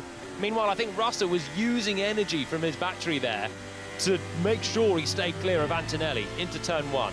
Antonelli is within overtake mode. Within that 1 second. Let me know what times I need to do. 20.9, Charlie's in front, got a different strategy. He's been given a 20.9. Last time, a 120.7. Vintage Lewis Hamilton behind the wheel. The more these guys fight, the better it gets for Hamilton as well. Norris is not a mile away, but he is just dropping back with Antonelli picking up the pace. Slow it down through 10. That's where it gets tight with track limits, but he's okay. He's okay, DC. Oh my goodness, I can't take the stress of that, actually. I think I'll take my glasses off and just wait for the updates. Nothing between them. How much speed can Antonelli take through the high-speed turns of 13 and 14? Oh, Russell's, I think he's got nothing left to defend here. He's running out of energy at the end of the lap. Kimi Antonelli trying to inflict more pain on George Russell's championship aspirations. The Italian teenager all over the back of his teammate. A defensive-shaped throne, but the position held at the moment. And look, almost soaring away at his teammate's car. Kimi Antonelli, more speed, more grip, but Russell hangs on to the lead for the moment. Well, brilliant racing, but all of this playing into the hands of Hamilton, assuming he can keep that pace up on those tyres. Right, it's big defence from Russell. It's big defence at a huge moment. The championship is on the line between these two. Antonelli's won 5 races in a row. Russell's had the pace all weekend, and he is ahead of his teammate. But he's having to use all of that now to hold him back. So it looked like he was slowing, running out of energy, but I think he was just harvesting through those fast final turns, allowed Antonelli to get so close, and then just thought, okay, I'm going to have to defend brutally on the track, which he did. And he's going to surely have to do the same again here, because Antonelli once again is close. He's got a load of grip on the tyres that are slightly fresher than Russell's, and George has a little bit less energy to use around the lap, so he's going to have to conserve it. Give me a reminder for track limits. Let's not take any risks. He was nearly fully over the apex at turn number 1. He was trying to cut back, to do the switchback move. He's got so much confidence at the moment. 5 Grand Prix victories in a row for Kimi Antonelli. Trying to keep that run going, trying to pass George Russell. Russell, who started as the heavy championship favourite, and Antonelli, who has upended the script for 2026. All the while, these two run 0.6 of a second away. Lewis Hamilton is 11 seconds away from this battle. You need 23 for a pit stop at this circuit. He is still 2.5 seconds quicker per lap on the fresher tyres. So they're holding out here, the two Mercedes, for a time where they can pit and get to the end of the race. And Hamilton is just clawing himself back into the mix, and if he catches the back here, he'll make mincemeat of them on the fresher tyres. It's working out really well at the moment for Ferrari. DC, have you put your glasses back on? I have, because meanwhile, back in this, well, I think it's been... Am I catching now? You are catching really well. Keep pushing, keep pushing. Hide your excitement. Play it cool on the radio, Carlos Santi. Yeah, catching them hand over fist, and yeah, Hamilton has found his form. And as you said, Julian, this is working out really well for Ferrari, and well, Hollywood as well. It won't be long for George. We are at risk from Norris behind, 3.9 seconds. This is like a movie script, isn't it? The comeback from Ferrari, the form of Hamilton. Oh, it's kind of like race. Rocky meets what? Rocky meets. Well, we'll have to see the ending first. On lap 35 of 66, it is an epic. It's reminiscent of 2016 when it was a 2-stop versus a 3-stop, 4 drivers in the mix for the win that day. And it turned out to be a teenager who won then. It was Max Verstappen's first. Let's not slow each other down racing. We need to keep that gap to Norris nice and healthy, now at 4.3. All the ingredients coming together on lap 35. We've still got 30 laps of this to unfold. And Bono clearly trying to just deter his driver from pushing George too much, because Mercedes are realising here there's a double threat still. First of all, if Norris pits, they're going to have to pit Antonelli to cover off the McLaren, and that will call off the fight temporarily here. But then you've got Hamilton now almost on the back of Norris, and Antonelli here is as close as he's been through these final couple of corners. McLaren in the pit lane. Is this for Norris? Battles everywhere you look, on track, in the pit lane, on the pit wall. Lando Norris is coming to the pit lane. In the slipstream is Kimi Antonelli. George Russell checking that mirror, and no chance for the lunge to the inside of turn number 1. But George Russell is one lockup away from seeing the race lead expire. Big pressure pit stop for McLaren. They get what they need. 2.6 seconds gives them a chance, and Antonelli is just trying to make himself as large as possible in his teammates' mirrors. But that is surely going to be the time to pit a Mercedes. It's going to be Russell because he's still in the lead, so he has to cover off Norris. If Antonelli pits, he'll obviously jump Russell. So the classic here is to give priority to the lead driver, but he needs it, George Russell, because he's running out of grip here, and he's falling more into the clutches of his teammate. So then Antonelli will run long, will try and gain the tyre offset, will probably lose position here to Norris unless he can do a blinder in clear air on the next lap, and then he'll have to put all this pressure on again later in the race. What an amazing list of ingredients for an epic Grand Prix here in Barcelona. Russell has kept Antonelli at bay. But Antonelli's confidence that it was a one-lap problem and not a race stint problem has been borne out by that stint, and now a high-pressure pit stop for Mercedes, because here comes the race leader, George Russell, coming into the pits, and this is a race victory-defining stop ahead. Yeah, this has been some uncomfortable laps for George as he was struggling in those tyres. He'll be looking for a typically slick stop from Mercedes, which he gets.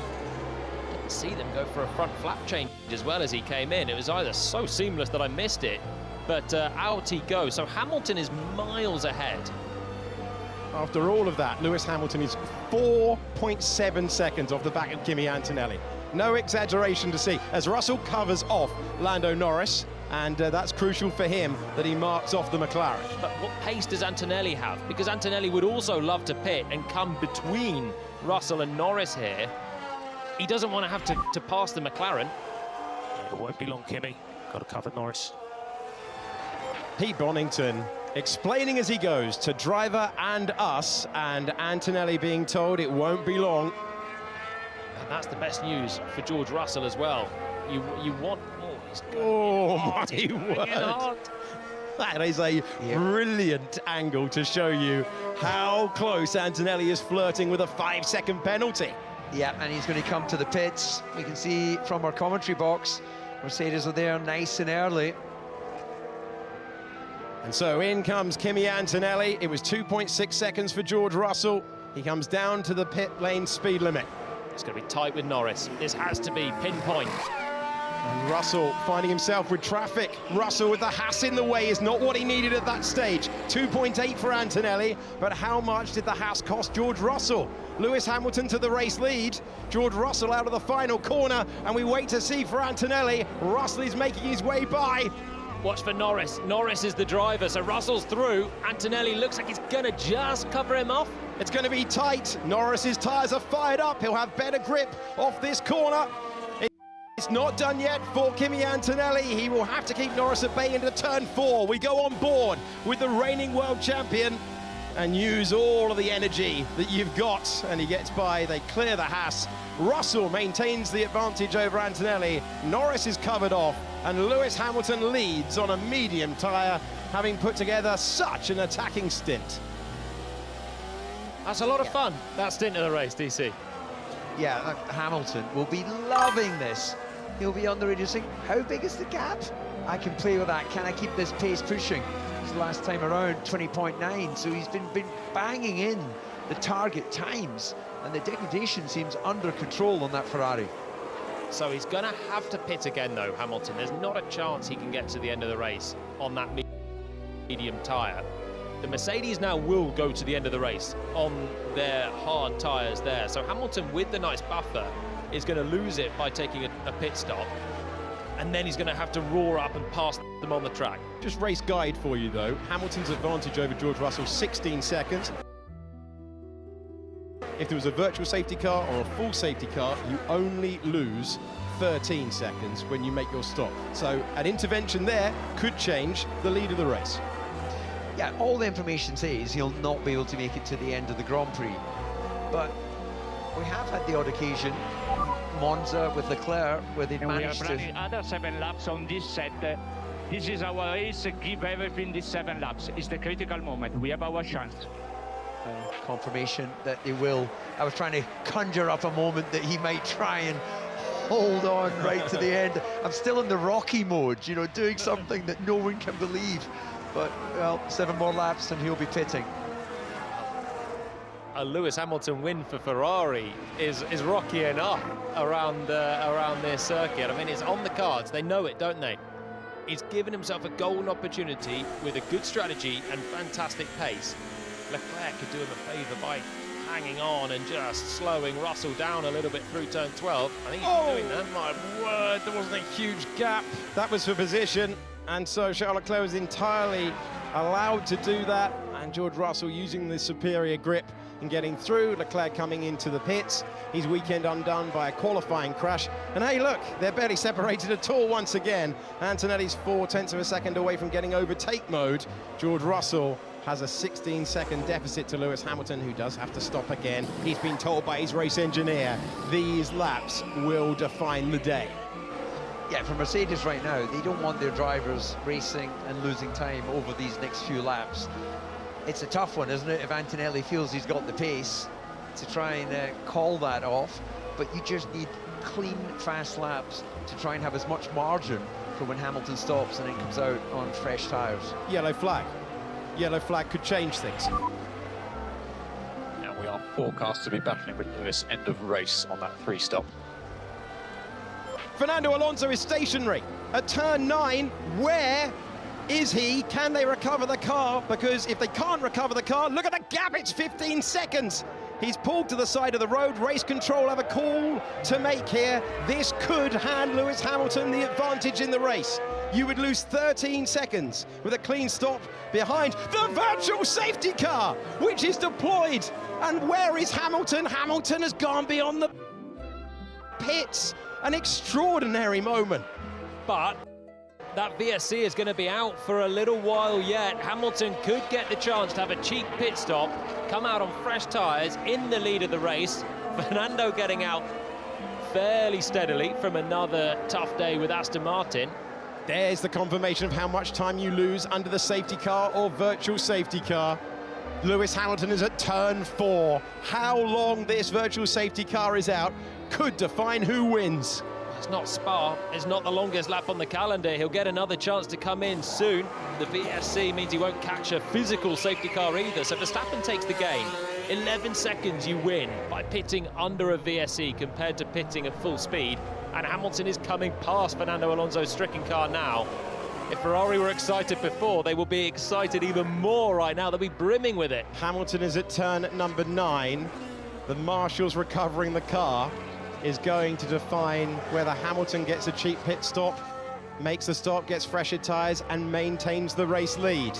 Still, it's out. He's at turn 11. Verstappen just jumps clear of Leclerc with that gain as well, so they were racing up to the safety car line, but I think Charles was at the absolute limit of what he could do.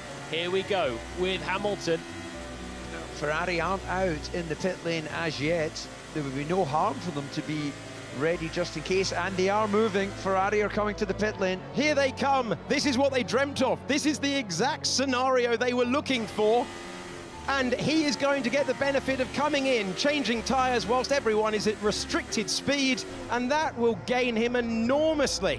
Ferrari need a clean pit stop, but George Russell at restricted speed, Lewis Hamilton hitting his marks. He hasn't won a Grand Prix for Ferrari. His old rival breaking down might just change that. He's back out into the fast lane, no need to take the risk.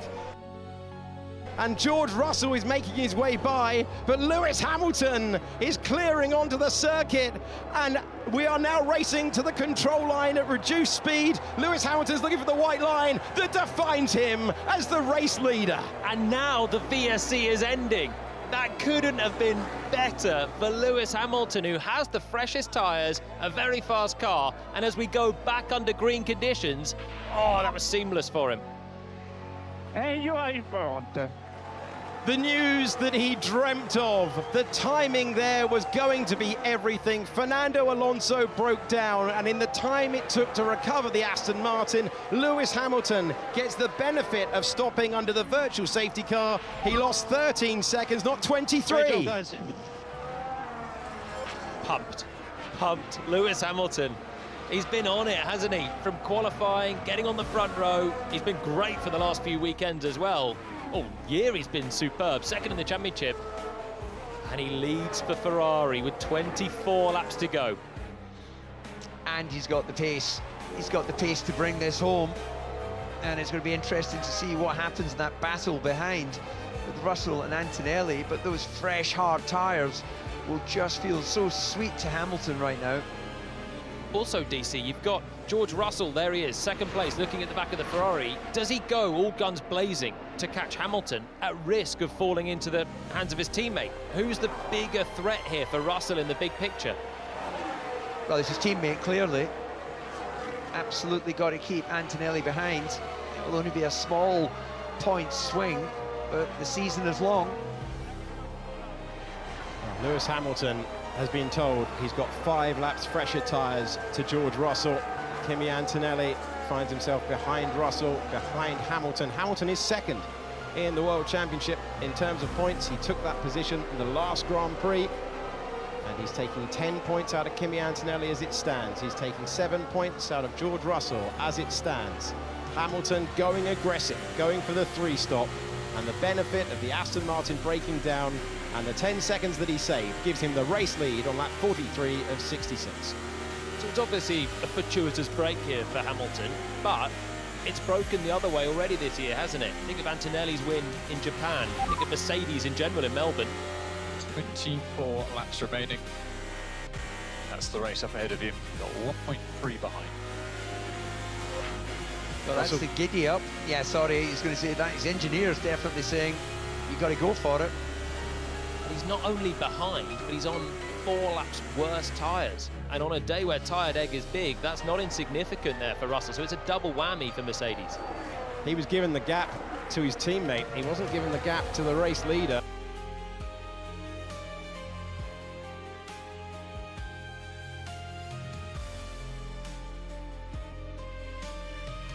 That says where Mercedes are at the moment. George Russell, who was under enormous pressure in the middle stint of this Grand Prix. But it is a Grand Prix that has come alive. There is a Lewis Hamilton moment. The yellow flag infringement has been noted. That's a message from race control. So, not wanting to be a Monday morning, what is it, quarterback day expression. Yeah. But that battling that Kimi and Russell were doing could have made the difference with the time loss in that little battle between Russell coming out in front of Hamilton. I know no one could know. Well, you could probably know the Aston was not going to finish, but you wouldn't know the virtual safety car was going to fall correctly for Hamilton. But the margins are so tight in those sorts of moments. How would you have played it differently there, DC, if you're on the pit wall for Mercedes? Yeah, I don't have an answer for you. I'm just stating the fact that when you're on a day where you knew Ferrari could be a threat, letting your guys race played into their hands. Yeah, absolutely. There was a bid in play when you saw how close it was to the safety car line. But the bigger factor was that Russell was quite slow at that stage. If you were with no championship in mind, you were sitting on the Mercedes pit wall and you just said all you have to do is win this race, you'd have hoiked Russell out of the way and said, Antonelli, go and make sure you're getting the fastest race time. But these guys are fighting for a championship with each other. So you're never going to have them helping one another to win a race here. It's bigger picture than that for Mercedes. For Ferrari, it's not. It's about winning races right now. If Hamilton comes closer to the championship later in the year, there'll be a load more questions in play for them. But right now for Mercedes, the picture is tougher than it is for Ferrari because they've got 2 contenders, like McLaren last year. They want to play it fairly between the 2. They have done that so far, but possibly at the cost of allowing Hamilton the chance to come through. Yeah, Hamilton absolutely supreme out front, 7/10 quicker than Russell, opening that gap out. And I've got to say, if he converts this victory, not only is it absolutely deserved, it's just going to be so much more comfortable, because to have pointed out the facts of the difficult couple of years he's had, it's been uncomfortable for such a great champion. This display is, I think you used the words vintage Hamilton earlier, Alex. It's been a stunning drive, and it just makes it so much easier to praise a 7-time world champion than to criticize one. He was asking Fred Vasseur for a change of brake material earlier in the year. He had to ask Fred Vasseur over the winter for a change of race engineer as well. Ferrari have given him the tools. He has spoken in recent times about how much happier he is with his side of the garage, and he is a driver rejuvenated in 2026. I can hear, sorry, Julian, I don't want to tempt fate, but I can sort of hear the jet in Los Angeles being fired up, and Kim getting on the aircraft ready to fly into his arms to celebrate his first victory for Ferrari. It would be a landmark that looked a long way from happening last year when he didn't stand on the podium in a Grand Prix, let alone on the top step. It's been 2 years really, hasn't it? Because his last year with Mercedes was not easy. His first year with Ferrari was certainly tougher last year. And then there was all this start of the year, Melbourne, back fighting, looking great. China really strong, back on the podium for Ferrari. And you wondered if he could make it last through a season, which he couldn't do last year. The answer is quite clearly yes. This is Hamilton back at his absolute best, on form, and now stroking it through to a 5-second lead. As the laps tick down, there is a potential investigation somewhere in there for him, but with the pace that he's got, he can build up that buffer to more than a penalty distance anyway. Yeah, Hamilton, the incident involving him has been noted for a yellow flag infringement, and the time was at 2 minutes to the hour, so the yellow flag infringement is key for Lewis Hamilton, but also key, he's got over a 5-second lead right now. So if he did get a penalty, he would still be the winner as it stands. It's a home run for him right now. Best tyres in the top pack, with the safety car timing to give him that big buffer that he gained there, 11 seconds difference. Without the safety car, this would have been a really close race, and Ferrari sensed there was a big opportunity. With it, it is now gilt edge for Hamilton to bring this home. George Russell will have had a couple of laps now to digest what's happened. Kimi Antonelli running in 3rd place. Lando Norris only 1.6 seconds away from Kimi Antonelli. And then Verstappen in 5th. Charles Leclerc's climbed 4 positions from where he started the Grand Prix. The rest of the point scorers, Piastri, Hadjar, and then it's Gasly and Colapinto. They've struggled all weekend long. Remember what we said earlier in the race about switching them over? There was a chance of points. At the moment, they are occupying those points-paying positions. That timing, absolutely vital at the front and at the lower reaches of the points. Yeah, they're nip and tuck on lap time, Russell, Antonelli and Norris, so it feels a bit of a stalemate there as Hamilton continues to open out that gap, running a full 3/4 of a second faster.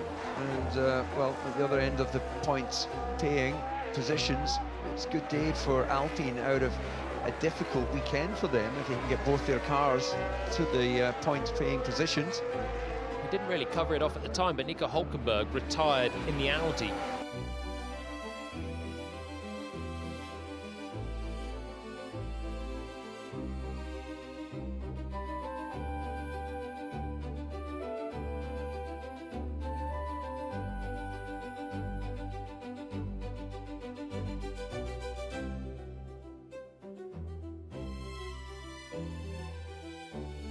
Still no points this year. Penalty at the end of the race in Monaco. So many times he started 11th, had miserable getaways and plenty of poor reliability as well. Today was looking like a really brilliant chance for him to get some points on the board for Audi, who desperately need it. But 8 laps ago, he brought it in as the Mercedes were doing battle. News from the stewards. The incident involving Lewis Hamilton has been reviewed. There is no further investigation. And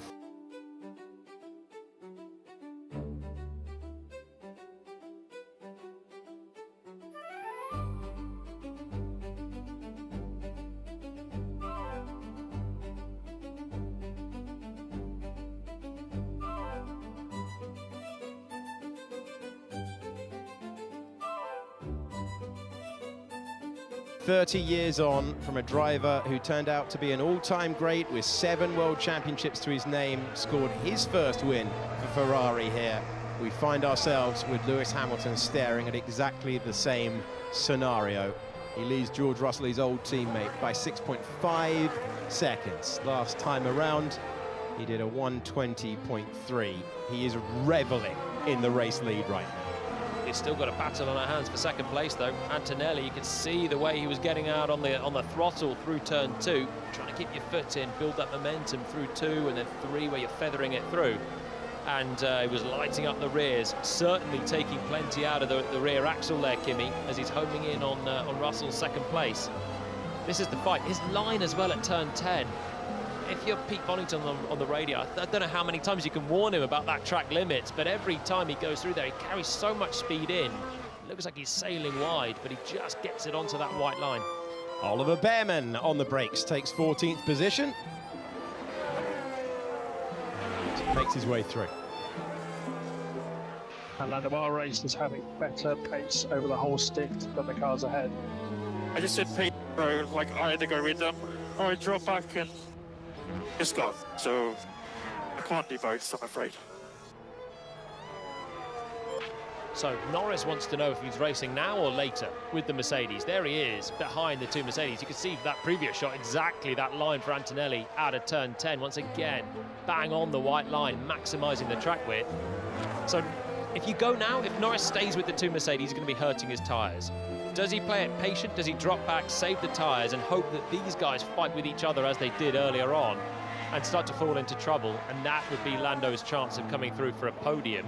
It seems there's a bit of indecision there between driver and pit wall. Looking at Lewis Hamilton, left-hand side of your picture. Driver, 41 years of age.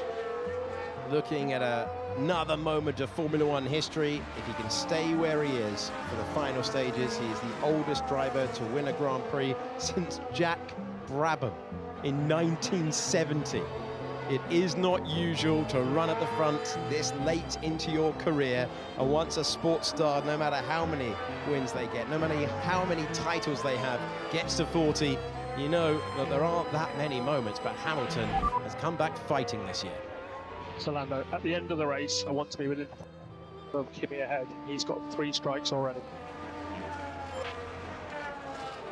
There was a dropout in the radio there, so I heard at the end of the race them referencing the 3 strikes. Did you pick up the middle part? Yeah, it's going to be stay within 5 seconds in case KIVEE gets a penalty. Okay, well that answers his previous question about push now or push later. But he's going to be enticed very, very soon because Antonelli is getting ever closer to that 1 second window where he'll pick up a little bit more energy with overtake mode being enabled, and he can go hunting after George Russell again. So Norris is getting close to Antonelli on that. They're all bunching up behind Russell, who's just having another race of not quite having the pace of his teammate, it looks like, at this stage. There's a nice shot to show Hamilton now just breezing away in a race lead that has been a long time coming for him with Ferrari, but it's been so well executed today. Yeah, absolutely brilliant. You know, full second and 3/10 quicker the last lap. It feels like this is back to the future. Flawless performance, little bit of safety car, virtual safety car luck, but that is how the cookie crumbles.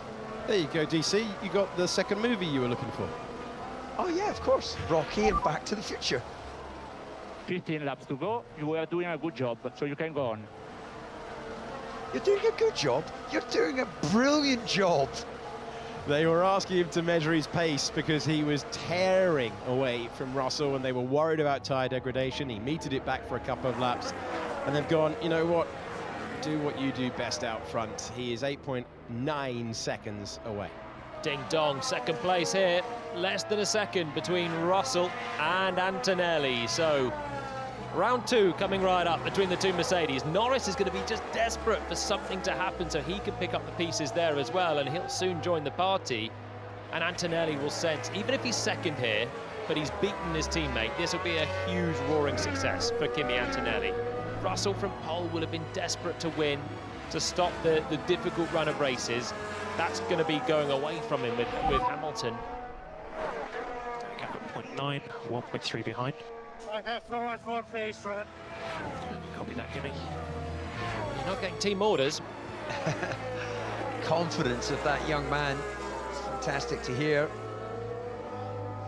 He's not got much margin on the way through the exit of turn 10, but he's judging it perfectly every single lap. And he's telling the team that he's got more pace. We'll need to pick up the pace here, George. Nothing back. Nothing back there because Russell will very much know his teammate is looming larger in the mirrors. 8 tenths will continue to come down. He's not going to be close enough this time around for Antonelli, but it doesn't stop him wafting around, trying to get the distraction tactics in place for Russell, who was slightly hot into turn 1 as well. Antonelli with smoother lines on the exit of 2, and he is once again bearing down on his teammate and title rival. Yeah, George just having to use more road, all his lines a bit longer, a bit wider, and Kimi using less of the road. It just feels that we're not hearing anything from Mercedes that tells us they're not racing. He doesn't have the pace, does he? And it's quite clear that Antonelli's been off track more than 3 times. We've reported it to the FIA. We expect he should get at least a 5-second penalty. Well, that's interesting from McLaren. They're very, very confident that Antonelli's going to get a penalty and drop off the podium here. If that is the case, oh my word, he's dancing to the edge. But he's keeping a margin of Pirelli rubber on the circuit. I've not seen him go off. I've seen him do that every single time. There we go. I mean, the confidence of him on the apex of 30. He is always a driver that extends the track widths on the entries to corners, on the apexes, more than plenty of others. But to my eyes, he's been doing it perfectly. McLaren will have a swarm of engineers and technicians, replay operators, everyone just having a little look to see what is going on with Antonelli's onboard and keeping probably just a basic tally chart of what's going on to dob him in there to the race stewards, and they're going to try their utmost for the meanwhile. It's race on still between the 2 Mercedes. It's been a real rough season for Lando Norris, who's had the retirements in the last 2 Grand Prix. He didn't start the 2nd Grand Prix of the year. He's only been on the podium once since he won the title in Abu Dhabi. If he stays within 5 seconds and McLaren's prediction comes true, Antonelli, according to our screen from race control, has not even been noted for a 4th, and that would be a penalty if he was able to go over the white lines again. But not noted, according to race control, at the moment. We get into the latter stages of a Grand Prix that was defined by George Russell getting a good start off the line. It was a poor start for Isaac Hadjar, who had to recover places. He has managed to get back up to 8th position. Mercedes very close together, as they still are. Tried a 2-stop. Hamilton went attacking, all-out attack on a 3-stop. And when Fernando Alonso broke down, Hamilton was able to get the benefit of pitting under the virtual safety car, and he has left the silver arrows behind. Gap now 11 seconds, Hamilton to Russell. I think without the VSC, Hamilton wins this race. I think Ferrari opted for the correct strategy. 3-stop, it got him into fresh air, and he'd still be able to use the pace. He'd have to clear all these 3 cars, so that would be the challenge, but he was 2 seconds a lap quicker. You'd just do that around this circuit. So, I mean, it's become a gift for him to have the safety car and have this luxury, as you can see top left of your screen there, just having clear air. Lewis Hamilton knows how to bring a car home. I think he was doing this regardless today. I think Ferrari have played a blinder. I think I can't disagree with that, and I think McLaren will be feeling this is better than we expected. They were sort of downbeat going into the Grand Prix, not really expecting to be able to mix it with Mercedes, but they have. The pace of the car on the long runs has worked for them, and I don't disagree that Kimi could probably run a little bit quicker if he wasn't in the constant dirty air of George. Doesn't have enough to make the difference. Look at his neck as he goes through the high-speed corners. Welcome to old-school racing, Kimi. Your neck is done at this stage. He's leaning it up against the side of the chassis. It's dropping back a little bit as well. For the last couple of laps, it's been a few tenths. It's 3 tenths this time around as Antonelli, you can just see him struggling to hang on. Less downforce this year. Theoretically, slower through the fast stuff, but Antonelli quite clearly running out of neck strength towards the end of this. It's a brutal circuit with fast right-handers, and 56 laps into a Grand Prix. It's obviously making a difference. You can see the way that he can carry his neck one side and not so well the other. Yeah, it'll be interesting to see here at 7. Not a really high-speed corner, but does he have to lean it in here as well? It's going the other way, though, isn't it? Yeah, the left-handers they're easy. The right-handers, you've just got nothing left. I don't know about you, Jolene, but if I had to lean my head, then I really struggle to see the racetrack because it changed my perspective. Yeah, it is a different perspective. Your eyes are just focused on a slightly different point with a slightly different angle, and we're looking for millimetre perfect lines from Antonelli, the way that he's driving particularly. So that was going to be my next point. Right, he's clearly tiring in the cockpit. That seems to be the case. That's going more and more leaning out. He's done a quick lap this time around, so it's not slowing him down right now as he gets back towards 1 second to George. But he has to be so precise. And when this is such a physically demanding racetrack, There's a lot in play here. That's another element there for Kimi. Hamilton continually running fast lap times. Yes, his tyres are a little bit fresher and he's on the hard, but there should still be a little bit of degradation. And, well, second a lap quicker than George Russell. Gap, as you can see, almost 13 seconds. His last Grand Prix win was in Belgium 2024, but it came after the disqualification for George Russell. His last true Grand Prix victory, the extraordinary scenes at Silverstone in 2024, where all the British drivers led the race. Max Verstappen chased him all the way home. He's only 2 seconds away. It was an extraordinary wet, dry Grand Prix as well. And it has been a while since Hamilton has been able to have that euphoric moment of crossing the line to win a Grand Prix. The bombshell move of going to Ferrari, leaving Mercedes behind, and he's had to watch Mercedes build a rocket ship, but somehow in Spain, a circuit where he has triumphed 6 times before in a Grand Prix, he seemed rejuvenated after practice, talked about getting a reset. It is a vastly updated Ferrari.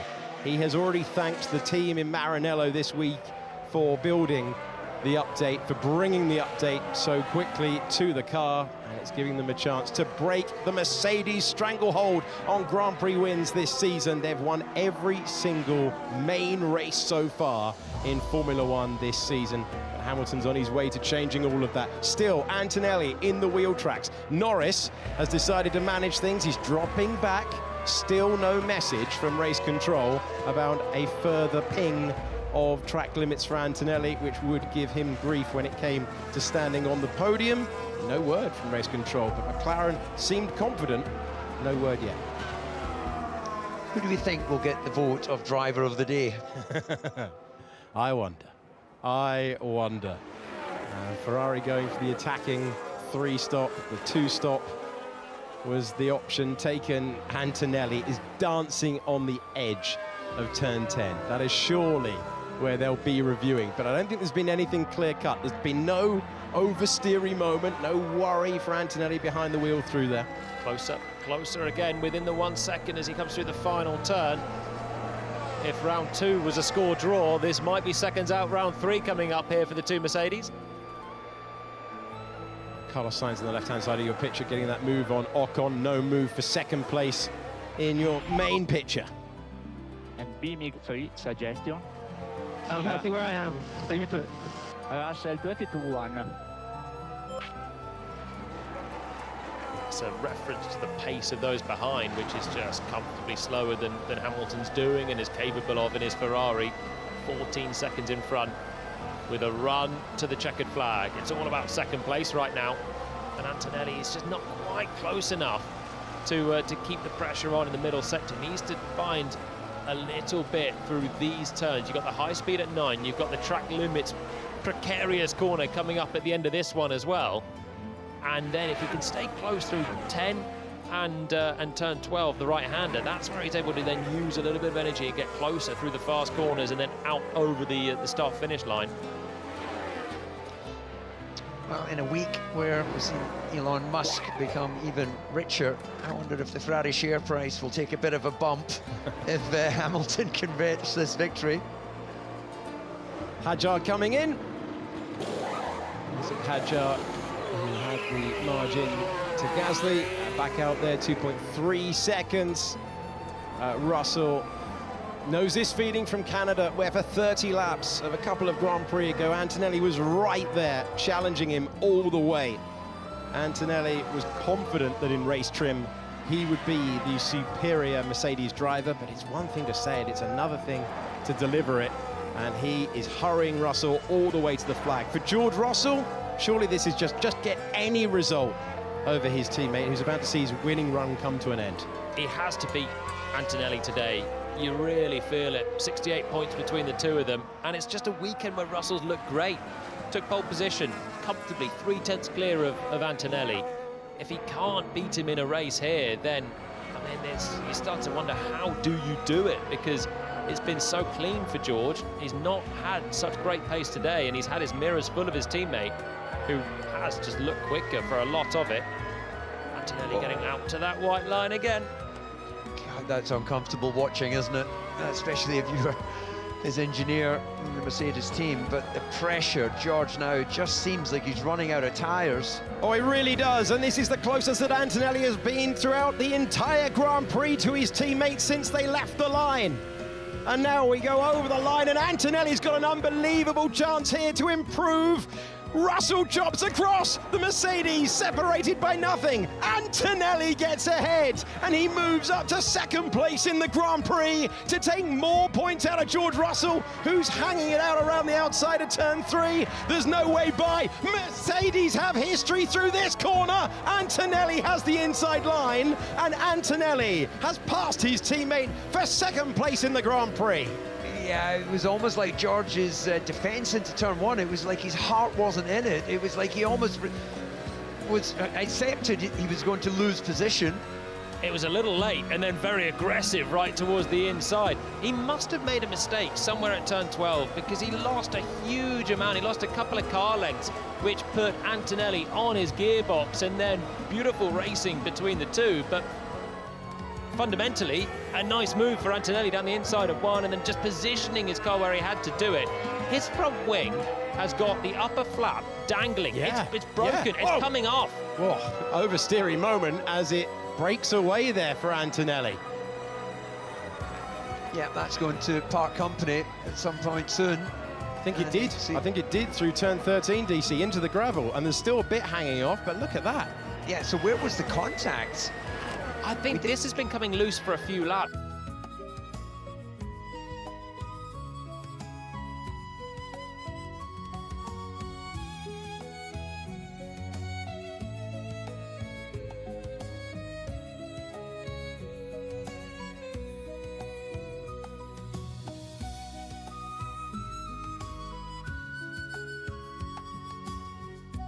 I saw it vibrating a couple of laps ago. The active aero shuts and it sort of snags it back on to the outside lip there, and it's been coming loose. I don't think there's been contact there for Kimi, but maybe just rumbling over curbs lap after lap as minutes come loose. But I don't think it's slowing him down at all. His advantage over his teammate in Formula One in the championship battle will extend to 71 points. So, Kimi, you've got 5 laps remaining. Whoa! So Problem. Track limits everywhere. Turn 5. He's breaking down! He's breaking down! Kimi Antonelli had passed his teammate, but he will not finish the Grand Prix. The man who has not had a single reliability issue all season comes to a halt on lap 62 of 66, and Antonelli's Grand Prix is run. His winning run comes to an end, and he finds himself out of the Grand Prix. Leclerc as well. Charles Leclerc with dusty tyres, with dirty tyres. So drama for Ferrari, drama for Mercedes. Our championship leader out. Oh, lost the faster. Oh, I'm losing the faster. It's the virtual safety car. It's only virtual. Virtual safety car is deployed. Could still be upgraded to a full. Well, if we end up with 2 cars stopped on track, it's going to make it pretty busy for the marshals. What a heartbreaking time for Antonelli, though. Having done all of the work of 62 laps to size up his teammate, make the clinical pass, and hang on to it. This is Charles Leclerc. At the same time we were watching Antonelli retire, he reported the power steering went straight on at turn 2. Yeah, that steering would get massively heavy if you've got a hydraulic issue. Still running, I believe. Yeah, he's coming through turn 12, so we'll head to the pits. It's going to be his day done. And yeah, you just cannot hang on to it, especially when you've got steering angle in, and then it goes heavy, it just rips it from you, as we saw there with Charles, who's done well to get it back to the pits. But huge moment in the championship. Just as all the momentum was sticking with Antonelli and going even further in that direction, Russell gets his reprieve. It's payback for Montreal in many ways here. It's a tough moment for Antonelli. Russell had his own tough moment a couple of races ago, and out of nowhere, his day just gets.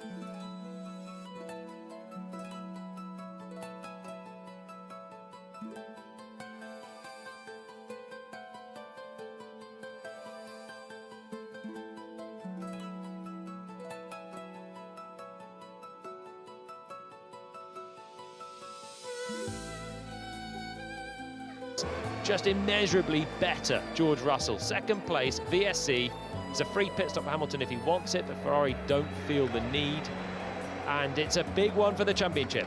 Well, it was going up. The as it stands table read 71 points. Antonelli was ahead of Russell.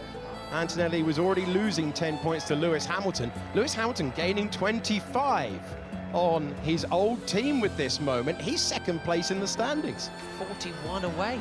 41 away. And on great form with a more reliable car, you'd say, although his teammate's just parking it up with his own issue. But it seems to be another power unit issue for Mercedes. How many has Norris had this year? The fewest racing laps all season. Russell's had his big moment I just spoke about. Antonelli's now had his so close to the end of the race. Mercedes have an Achilles heel. Yeah, Williams as well. If you remember in Monaco, they both had deployment issues, which was power unit, and so that only really leaves Alpine. Have they had engine issues? Well, Alpine have struggled with reliability so far this year. They've had a pretty clear run in the races overall. Yeah, they've lost time in practice sessions, but like Alpine, their first year with Mercedes, 8th and 9th at the moment. Charles Leclerc now passed by the Alpines, who go past the stationary Ferrari. And this World Championship takes another twist on a dramatic day. Gasly up to 7th, Colapinto will be elevated, so will be Lawson, so will Lindblad to the points. Antonelli's flawless run, 5 Grand Prix wins in a row, unheard of in a season of a breakthrough victory for any driver in Formula One, finds his run ending, and he'd passed Russell to inflict more damage on his teammate in the championship, but instead, Russell claws back 18 points, and Lewis Hamilton, who started from the front row, is on the penultimate lap of the race, and he might not be going very quickly, DC, but he has what he craves, the winner. And Novak Djokovic is waving the checkered flag in a couple of tours' time for the 7-time champ. Yeah, and just looking at the angle, they were pushing Antonelli's car back into the barrier. I'm not even sure this will get a full restart. So Hamilton is getting a moment now just to savor this, what has to be one of his most special victories in, what, well over 100 Grand Prix victories. It is indeed 105 his total coming into today. I think this will be his sweetest. His first for Ferrari after the run of form that he's had to endure. It's nothing like Lewis Hamilton that we've come to know over the last 2 decades.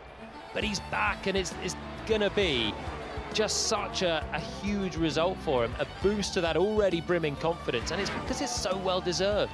He's not lucked into this. Yes, the safety car's played its part, but again, I think he's had the pace anyway to deliver. He did a great job to split the Mercedes in qualifying, started on the front row.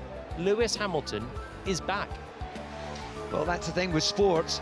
It's not about past performance, it's about the performance right now. And right now, he's earned that place to be leading this Grand Prix, to be second in the Drivers' World Championship. It is really like turning back the clock, but in this moment, he has been brilliant. He comes over the line for a moment of history. 2.8 miles for Lewis Hamilton, who is getting the acclaim of the crowd. 6 times he has stood on the top step here, but he will be coaxing the Ferrari home now and celebrating every moment. Hamilton, who went aggressive, went for the 3-stop strategy, was always going to be in the fight for victory today, but it has been an immense drive. Look at what it means to the crowd to witness this. There are special occasions around here. 2016 was one where we had the youngest ever Formula One winner. This will be the oldest Formula One winner since 1970. Extraordinary. Hamilton kept the faith. Last year he was written off, and there were times where he was a doubter too. He said as much, and 30 years ago here, it was an all-time great.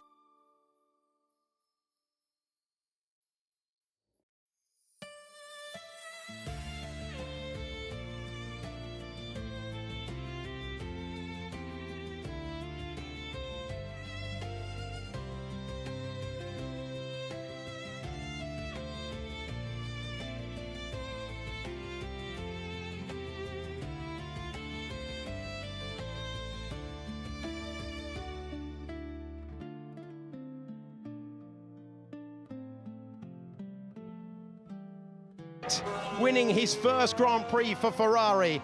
Lewis Hamilton can hear the roars of the crowd. They'll stand up and applaud.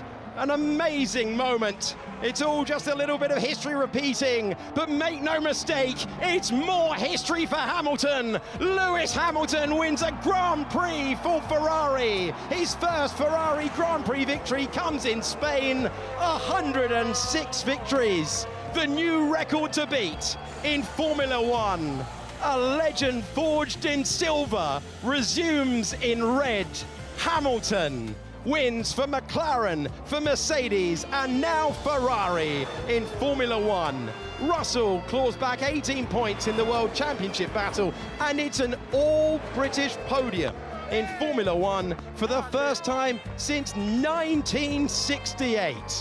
What a day of history for Hamilton in Formula One.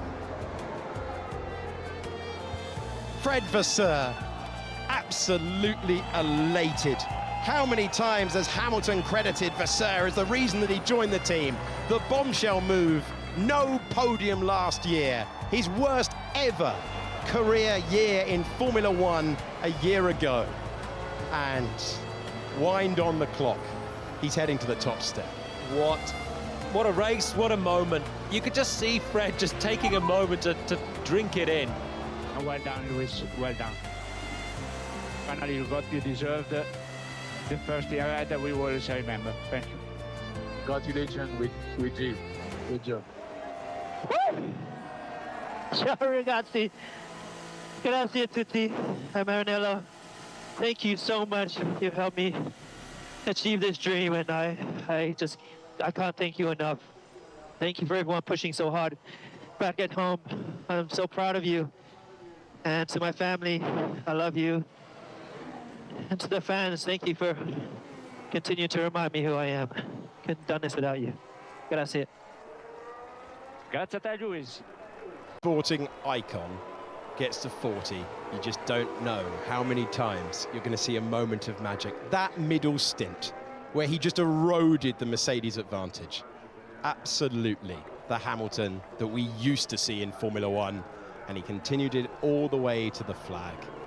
All right, there was the timing of the virtual safety car, but I've got people from the paddock messaging me saying they think he'd have won anyway. What say you, Jolyon Palmer? I think he had it. I think Ferrari called this one beautifully.